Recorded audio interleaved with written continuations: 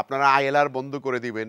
ILR বন্ধ হলে তো আপনিও তোমার ব্রিটিশ হওয়া সম্ভব ছিল না। শুরু করি আইএলআর দিয়ে। আমরা যেটা বলছি আইএলআর এর এই পলিসিতে, যে তুমি যদি এই দেশে থাকতে চাও, যেটা আপনার আমেরিকাতে, দুবাই রয়েছে এবং বেশিরভাগ উন্নত দেশে রয়েছে, যে you can stay in this country by extending 5 years visa.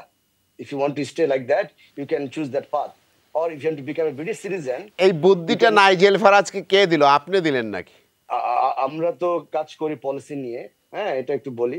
এবং সেটা এই কারণে করেছি, দেখেন আইএলআর দিয়ে আমরা যেটা আইডেন্টিফাই করেছি, মোর দেন 200 বিলিয়ন পাউন্ড আপনার এই যারা কোনো মতে আইএলআর নেওয়ার পরে পিপল স্টার্ট টু তো ভাই আমার কথা রাগ করেন না। হ্যাঁ। আপনারা সবাই কি ব্রিটিশ হয়ে গেছেন বাসায়? জি, উই আর অল ব্রিটিশ। তো এটা একটা সেলফিশ মনে হয় না যে আপনার জন্য আইএলআরটা ঠিক ছিল, এখন নেক্সট জেনারেশনের জন্য আইএলআরটা ঠিক না? এটা মানে কিরকম মনে হয়? না, যদি আমার ক্ষেত্রে এটা হইতো, আই উইল ওয়েলকাম ইট।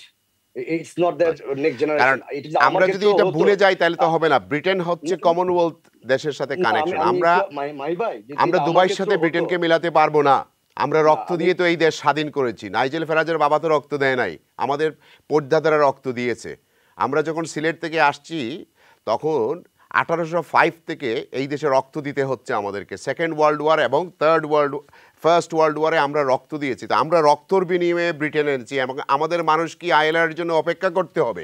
তারা তো ইতিহাস পড়ে নাই, সাদা মানুষরা তো মরে নাই। আমরা 1.3 মিলিয়ন কালো মানুষ মরেছি ব্রিটিশকে, গ্রেট ব্রিটেন ইন্ডিপেন্ডেন্ট করতে গিয়ে। তা আমরা তো রক্ত দিয়ে ব্রিটেন এনেছি। আমরা তো আজকের বিলাতি না ভাই। এই পলিসি কিভাবে হবে বলেন তো?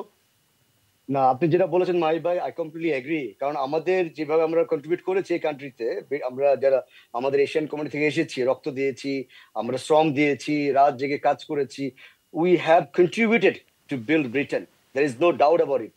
হ্যাঁ, এবং এটা আমরা করে যাব।